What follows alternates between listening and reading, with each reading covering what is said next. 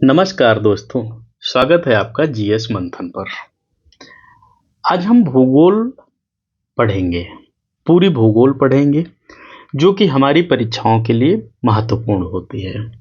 इसमें हम वही टॉपिक पढ़ेंगे जो कि पेपर में हमारे पूछे जाते हैं। वैसे तो भूगोल का बहुत बड़ा सिलेबस है, लेकिन हम इसको कोशिश करेंगे कि कम समय में आपको बेहतरीन समझा दें, जिससे कि आपकी तैयारी अच्छी हो जाए। बहुत लोगों को भूगोल से संबंधित काफ़ी घबराहट होती है या वो भूगोल को नहीं पढ़ना चाहते हैं। देखिए, इस वीडियो को देखने के बाद आप समझेंगे कि भूगोल आसान बहुत है। इसमें हम वही तथ्य, वही चीज़ें, वही टॉपिक उठाएंगे जो कि आपकी परीक्षाओं के लिए बहुत महत्वपूर्ण होने वाले हैं। हमने एक निबंध की सीरीज चलाई है। उस सीरीज में क्या होता है कि आपको जो आरओ है या पीएससी वगैरह के भी जो एग्जाम आप मान लो पीसीएस का भी देंगे, तो उसके लिए भी प्रैक्टिस आप करते होंगे। तो उसमें हम निबंध को विस्तृत समझाते हैं, व्याख्या में समझाते हैं, और ऐसे करके हम 100 निबंधों की एक श्रृंखला लाएंगे। वो भी आप देख सकते हैं, आपके लिए महत्वपूर्ण होने वाली है। यूपीजीके के लिए हम अलग से एक वीडियो लाते हैं जो 10-10, 15-15 मिनट के होते हैं, जो कि कम समय में आप आसानी से देख सकते हैं। केवल फैक्ट पर आधारित होते हैं, जिससे कि आपका समय भी बचता है और आप उसको कवर भी कर लेते हैं। तो ये सब चीज़ें चैनल पर मिलती हैं। यदि आप नए हैं तो सब्सक्राइब कर लीजिएगा, जिससे कि आपकी तैयारी बेहतर तरीके से होती रहे।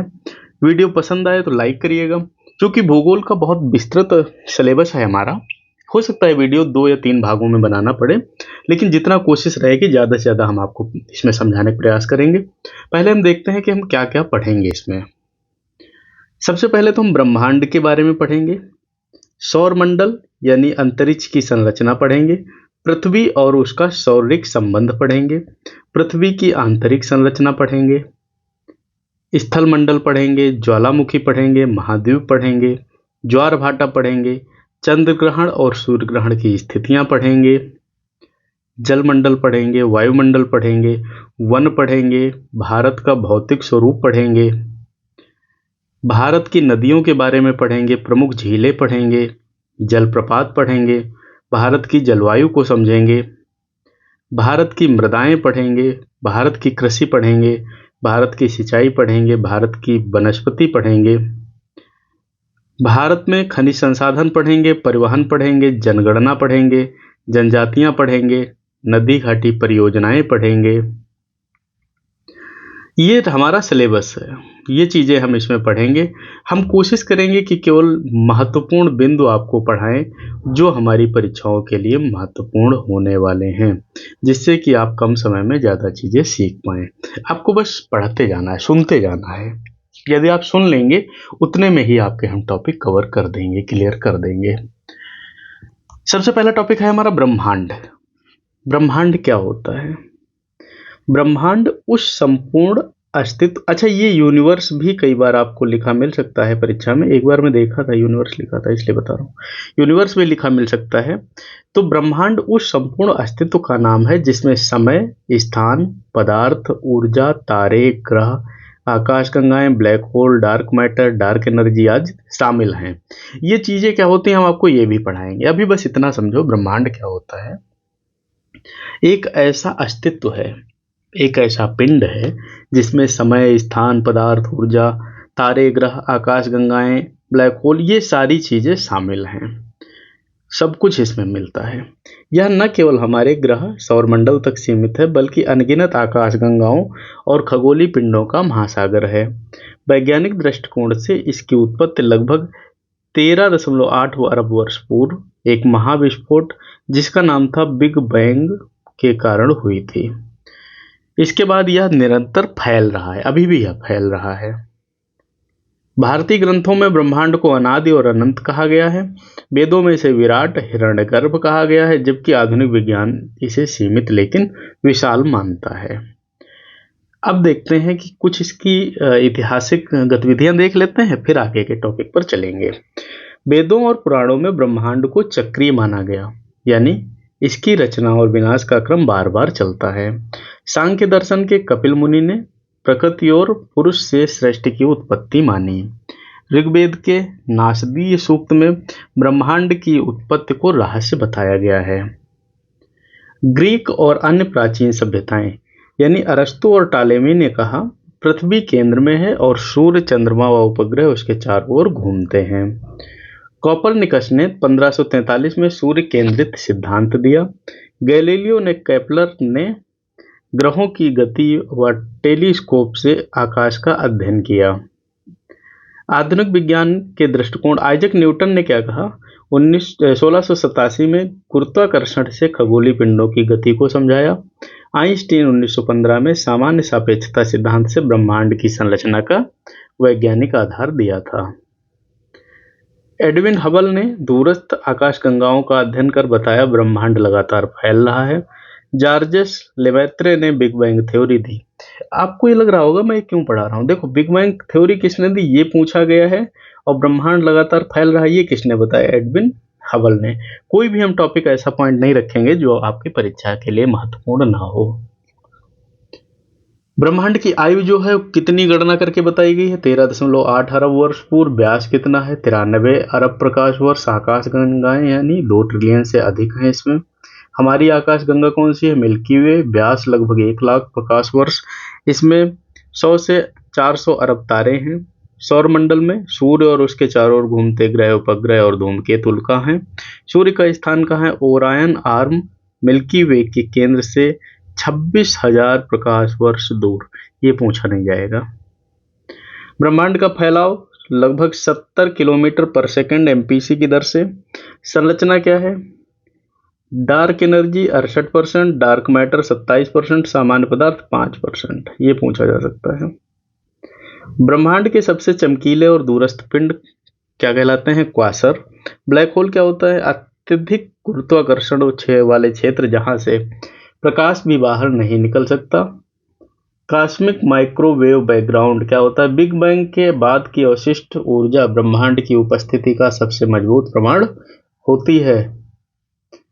अब देखिए, एक बार इसको फिर से समझ लेते हैं। ब्रह्मांड की आयु 13.8 अरब वर्ष पूर्व। व्यास 93 अरब प्रकाश वर्ष।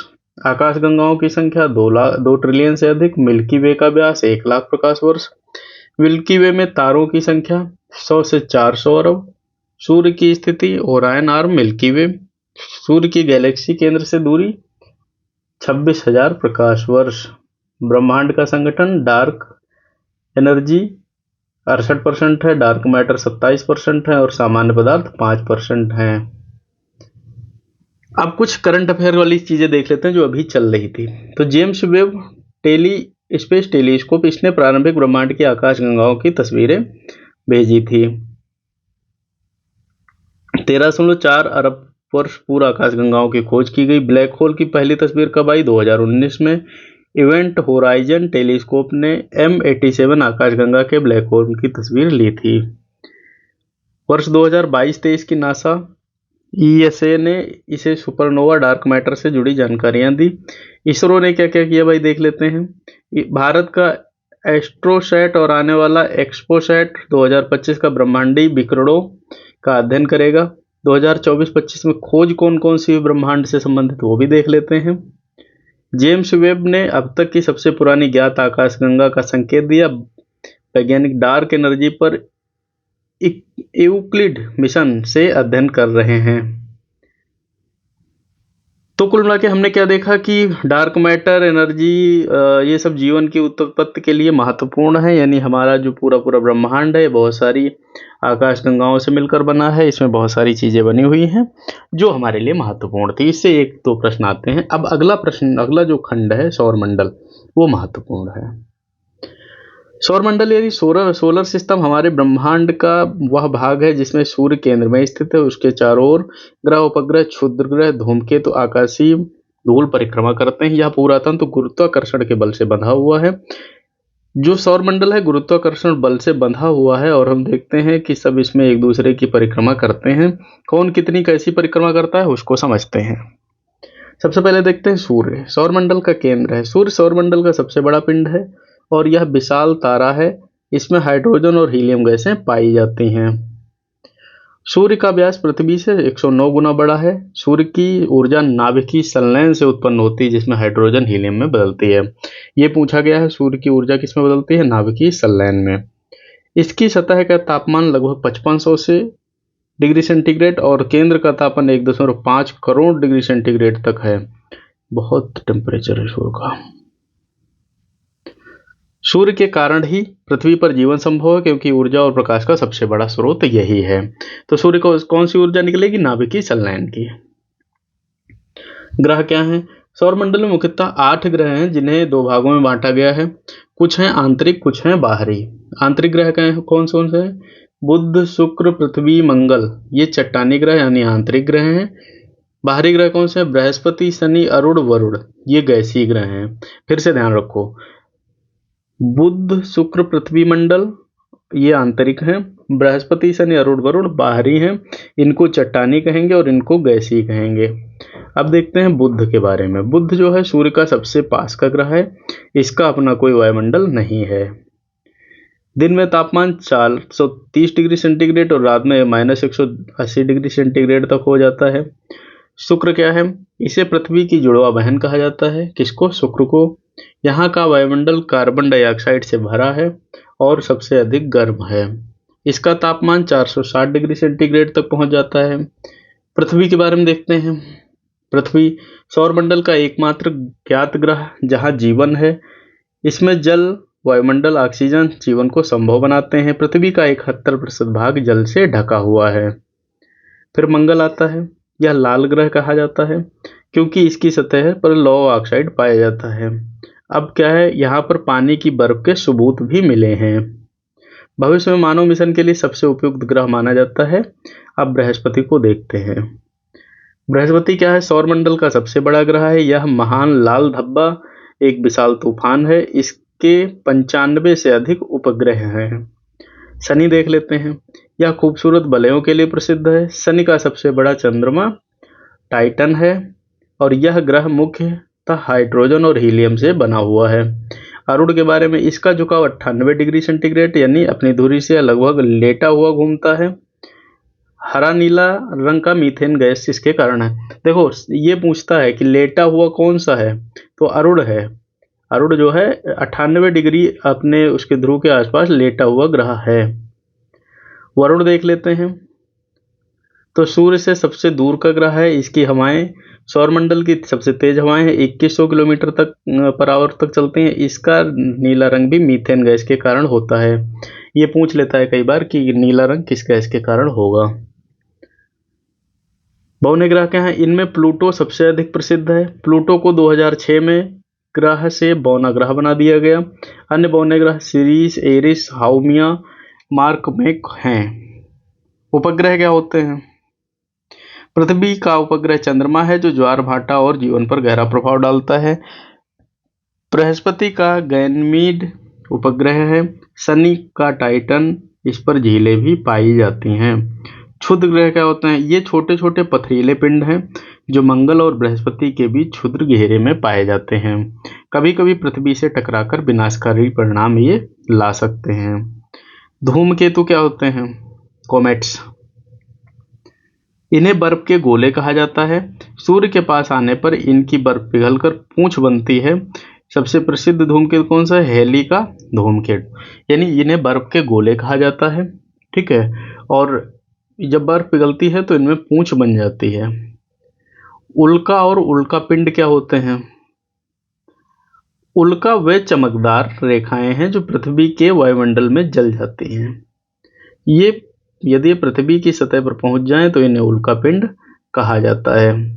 सौरमंडल का निर्माण, वैज्ञानिकों के अनुसार सौरमंडल लगभग 4.6 अरब वर्ष पहले बना। यह एक विशाल गैसीय और धूल के बाद से बादल बना, जिसे नेबुला थ्योरी कहा जाता है।